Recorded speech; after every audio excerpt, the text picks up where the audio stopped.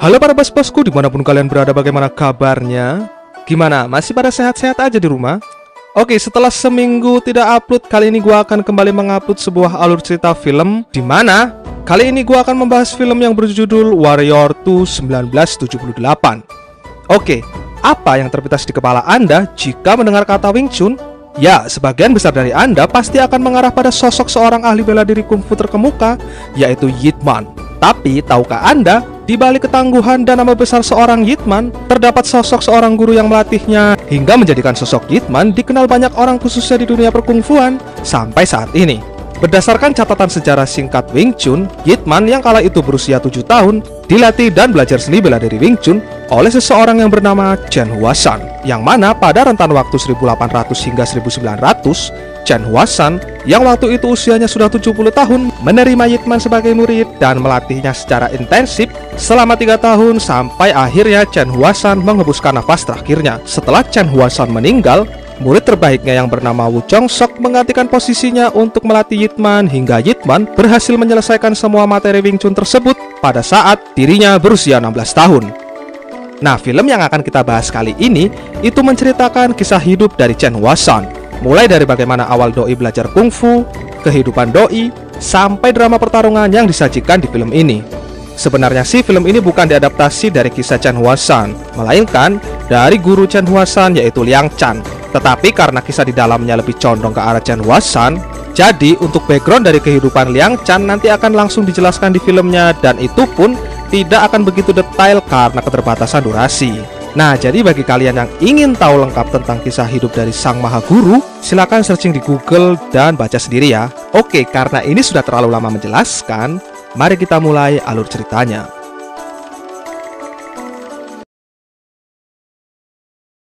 Oke, berlatar belakang di negara Tiongkok, tepatnya di Guangzhou, Posan, hiduplah seorang master kungfu bernama Liang Chan, yang mana dirinya adalah ahli kungfu Wing Chun generasi keempat yang tidak terkalahkan di masanya. Sejarah Wing Chun mengatakan Liang Chan merupakan satu-satunya orang pemegang gelar Ying Chung Chen, atau yang lebih dikenal dengan Raja Jurus Wing Chun, di mana gelar tersebut diraihnya tatkala ia berhasil mengalahkan lebih dari 300 orang pendekar yang pernah mengajaknya berduel. Atas gelar tersebut, Liang Chan masih dianggap yang terbaik di kalangan perkungfuan pada saat itu. Selain itu, Liang Chan juga mengarungi kehidupannya dengan menjadi seorang tabib obat-obatan tradisional, di mana usahanya tersebut merupakan usaha turun-temurun dari mendiang ayahnya.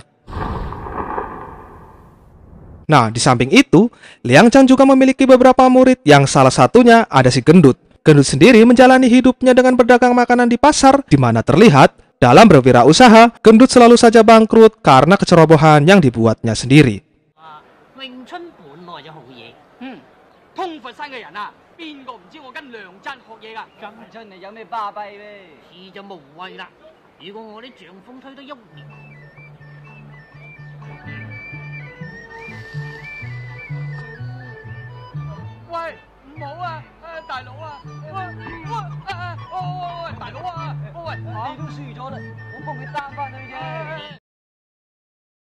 Untuk itu, Gendut pun memutuskan kembali meminjam uang di bank agar bisa menjalankan usaha barunya, di mana di bank inilah sosok Chen Huashan bekerja sebagai kasir. Ini orangnya.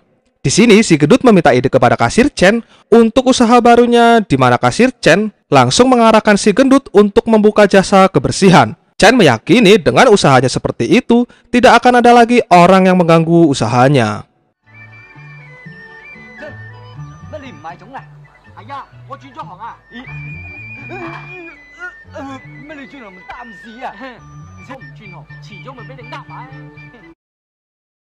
Adegan berpindah yang memperlihatkan sosok pemilik bank di desa Fosan, yaitu Tuan Mok, di mana ia dan anak buahnya tengah membicarakan kemajuan bank miliknya, dan anak buahnya meminta Tuan Mok untuk membagikan hasil dari untungnya tersebut, mengingat bank ini berdiri atas dasar uang bersama. Namun hal itu langsung ditolak Tuan Mok karena ternyata Tuan Mok mempunyai rencana lain, yaitu ingin menguasai kota Fosan dengan cara menggulingkan wali kota. Tuan Mok berpikir dengan memanfaatkan nama besar bank miliknya, rencana tersebut akan sangat mudah tercapai. Tak lupa, ia pun sudah menyusun rencana untuk membunuh wali kota pada saat Pak Wali Kota akan dinas keluar kota nanti. Nah, di saat pembicaraan tersebut, kasir Chen yang hendak pulang tak sengaja membawa buku tagihan nasabah dan bermaksud ingin mengembalikannya ke bank. Namun belum sempat masuk ke dalam, Kasir Chen sudah mendengar semua pembicaraan mereka dan tanpa berpikir panjang, Kasir Chen langsung pergi ke rumah wali kota untuk memberitahu hal ini.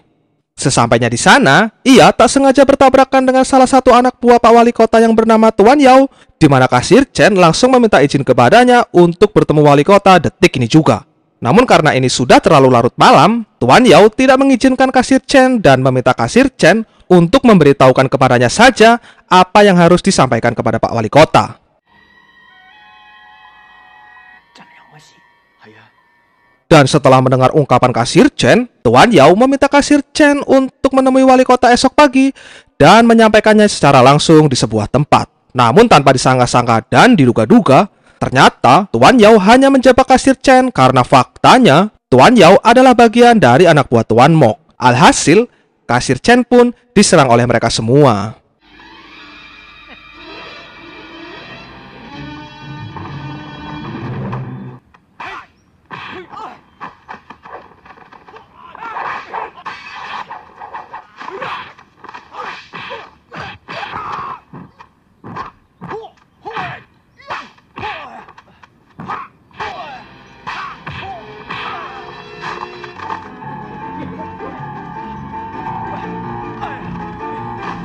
Nah, di saat yang bersamaan tersebut, gendut yang kala itu tengah melakukan aktivitas tak sengaja melihat Kasir Chen terluka dan tanpa banyak berpikir, gendut pun langsung menyelamatkannya.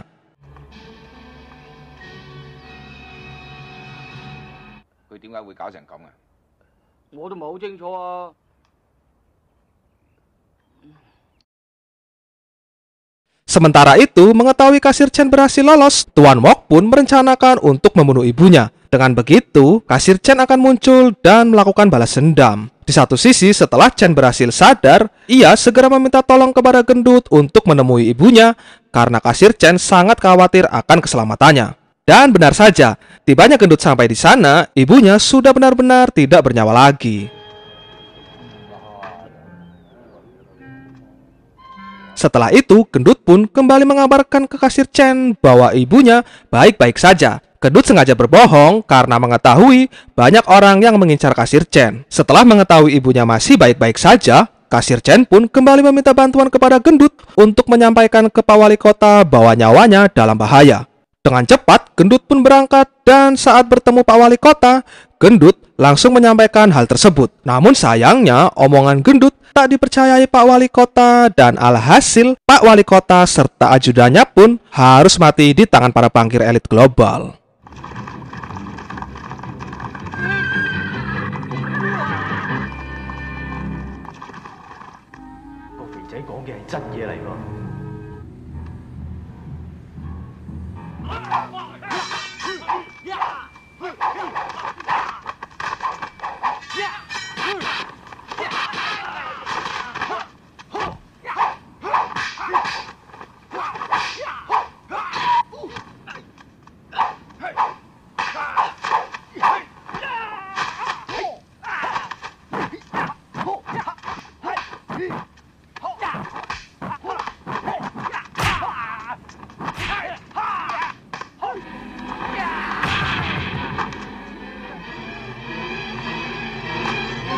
Dirasa telah berhasil membunuh wali kota, Tuan Mok pun memberikan himbauan dan mengambil alih jabatan sementara wali kota sambil menunggu tanggal pemilihan wali kota baru. Singkat cerita, esok pun tiba. Kasir Chen yang sudah sehat bermaksud ingin menemui ibunya. Dan pada akhirnya, gendut pun mengatakan yang sejujurnya kepada Kasir Chen bahwa ibunya sudah meninggal. Chen yang mendengar hal itu sontak emosi dan langsung ingin membalaskan dendam. Akan tetapi, gendut menghalaunya dan mengingatkan Chen bahwa ia hanya akan mati sia-sia jika tetap nekat ingin pergi ke sana. Gendut menyarankan agar Chen berlatih kungfu terlebih dahulu kepada gurunya supaya pada saat balas dendam nanti, Chen mampu mengalahkan mereka semua. Sementara itu, di lain pihak, ternyata Tuan Mok sudah mengetahui bahwa Kasir Chen berada di kediaman Guru Liang. Untuk itu, mereka pun siap menyusun rencana kembali demi bisa menyingkirkan Guru Liang dan murid-muridnya. Tibalah waktu di mana Chen memohon dan menceritakan semuanya kepada Guru Liang. Di sini, Chen berharap bisa diterima sebagai muridnya. Akan tetapi, Guru Liang langsung menolaknya karena biar bagaimanapun, belajar kungfu hanya untuk balas dendam bukanlah tujuan yang baik. Namun, lewat bantuan keponakan guru Liang yang bernama Lily, serta beberapa trik yang dilancarkan gendut, akhirnya sang guru pun menerima kasir Chen sebagai muridnya.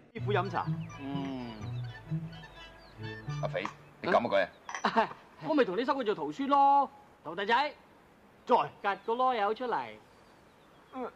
師傅啊，呢啲係咪詠春嚟㗎？嗱，我而家同你過幾招，你用你嗰格，我用我。哎呀，詠春咩架都俾你丟清晒啊！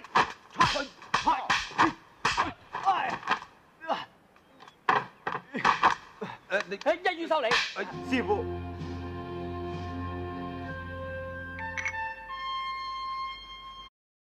Latihan pun mulai dijalankan, di mana sang guru juga menjelaskan sejarah awal terakhirnya Wing Chun sembari mempraktikkan dasar-dasar awal dari Kung Fu Wing Chun.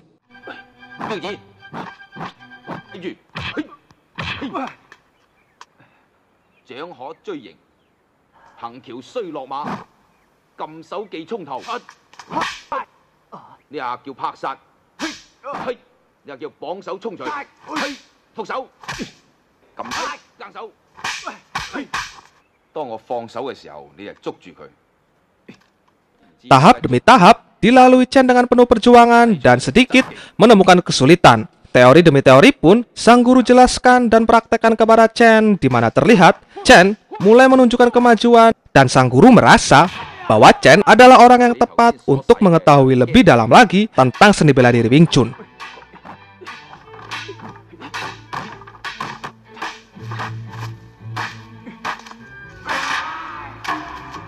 Akhirnya, sang guru pun memutuskan untuk mengajari Chen sebuah jurus rahasia yang dimiliki Wing Chun, di mana Chen diharuskan untuk bisa menghalau laju dari boneka kayu tersebut dalam waktu yang sudah ditentukan.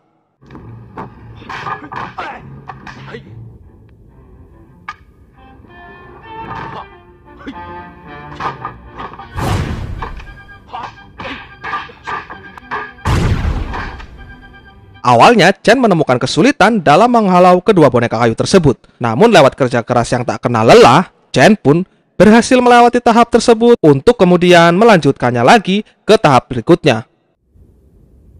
Latihan pun berlanjut ke tahap berikutnya, di mana kali ini Chen diajarkan caranya agar mampu melumpuhkan lawan yang mempunyai ilmu baju besi atau yang lebih akrab disebut dengan ilmu kekebalan. Setelah itu, latihan pun lanjut ke tahap Toya, di mana kali ini Chen diminta untuk fokus dan memusatkan semua kekuatannya supaya nantinya Chen mampu memecahkan sebuah biji zaitun yang memiliki tingkat kekerasan yang lumayan tinggi.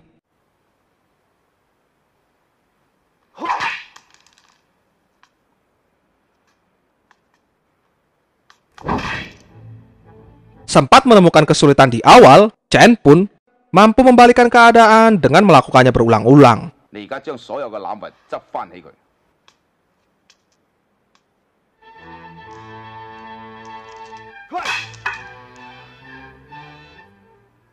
Terakhir, Chen harus menggunakan kecepatannya dengan Toya untuk mengenai sebuah bola yang diayunkan dengan tali, dan lagi-lagi Chen berhasil melewati tahap ini dan ia dinyatakan lulus melewati semua tahap materi Wing Chun.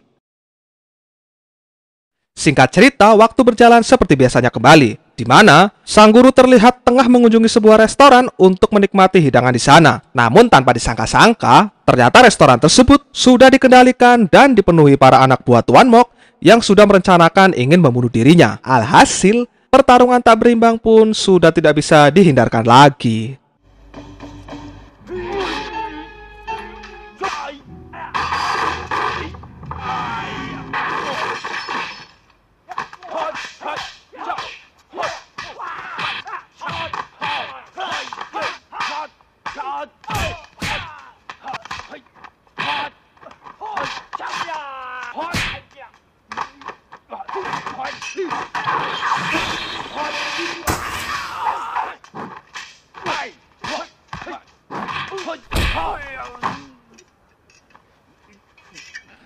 Sekuat-kuatnya manusia dalam segi ilmu bela diri, jika dari awal sudah dicurangi dan dibuat luka duluan, tentunya pasti akan kalah juga. Belum lagi harus mengalahkan orang sebanyak itu dalam keadaan terluka, itu amat sangat tidak mungkin bisa lolos dengan selamat.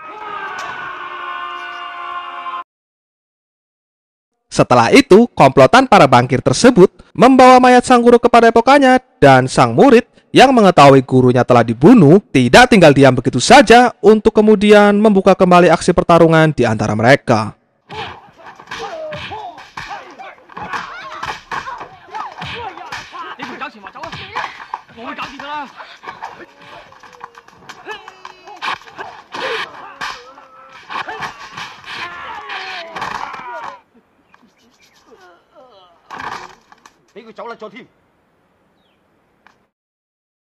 Keesokan harinya, akhirnya Tuan Mok resmi diangkat menjadi wali kota, dan Gendut yang hanya berpura-pura mati kemarin datang dan menyaksikan peresmian tersebut.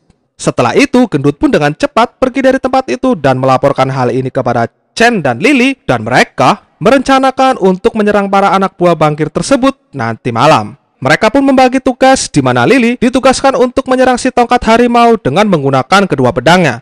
Sementara Gendut ditugaskan melawan kaki halilintar dengan jurus tangan lengketnya.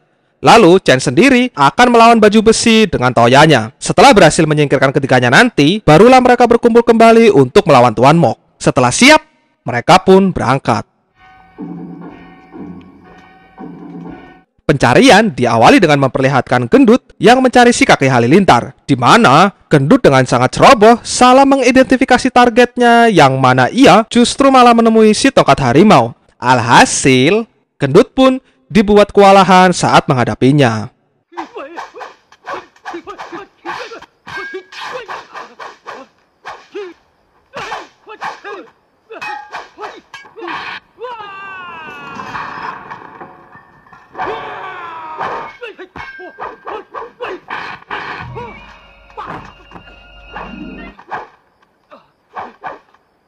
Saat Gendut terpojok dan akan dibunuh, ia teringat akan sebuah jurus yang pernah ia pelajari bersama temannya, di mana jurus tersebut dilakukan dengan menutup mata dan memanfaatkan insting pendengarannya. Untuk itu Gendut pun berinisiatif membawa si tongkat harimau masuk ke dalam sebuah hutan yang sangat gelap.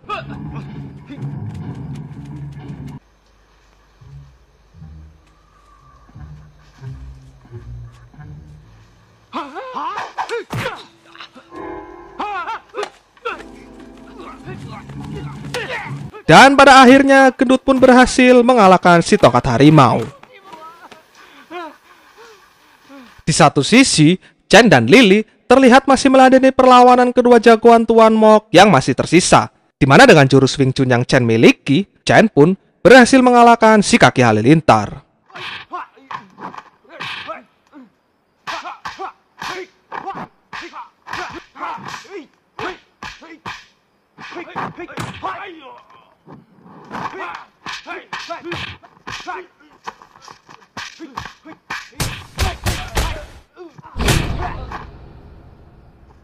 Lalu setelah itu, Chen pun melanjutkannya kembali dengan menghajar si baju besi.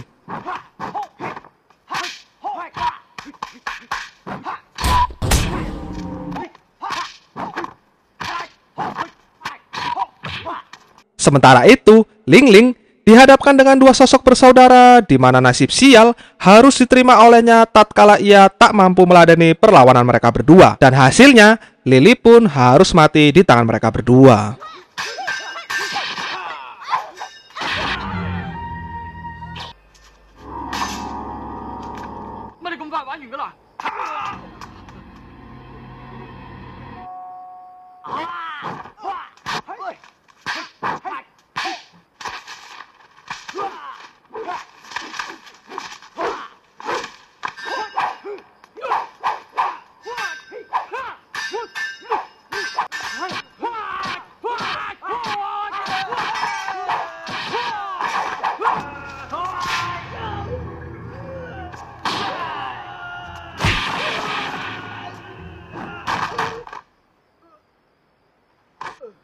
Dan tibalah pertarungan terakhir antara Gendut versus Tuan Yao. Lalu Chen Huasan melawan Tuan Mok, sang bangkir elit global.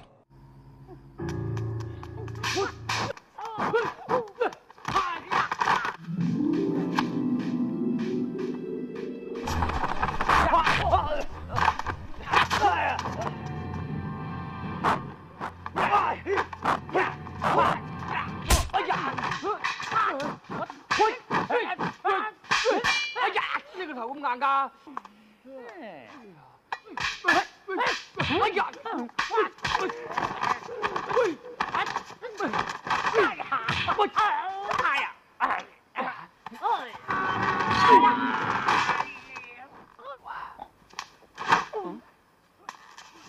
！Awalnya Chen Huashan dibuat kewalahan tatkala harus menghadapi kungfunya yang sangat kuat. Namun lewat bantuan si Gedut dan mereka menyatukan kekuatan Wing Chun yang mereka miliki, akhirnya mereka berdua pun berhasil mengalahkan si bangkit tersebut.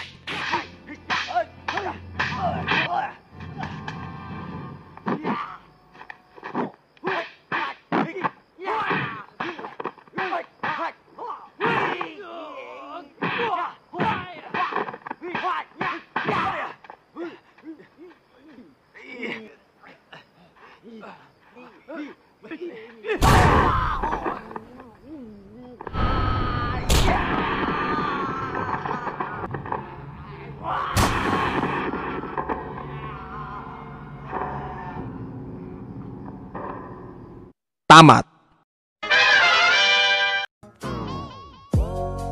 Oke bos, mohon maaf jika ada penjelasan yang tidak lengkap mengenai sejarah Wing Chun dalam gua menyampaikannya. Tapi yang pasti, dari film ini kita bisa tahu sosok dari guru Yip Man dan juga guru dari gurunya lagi. Oke bos, pelajaran yang bisa diambil dari film ini adalah segala sesuatu yang terlihat sangat mustahil atau sangat sulit dilakukan, itu akan tercapai jika kita melakukannya dengan sungguh-sungguh. Oke bos, sekian dulu untuk pembahasan kali ini. Sampai ketemu lagi di nextnya. Thanks for watching. See you di next video. Peace always and see you again man.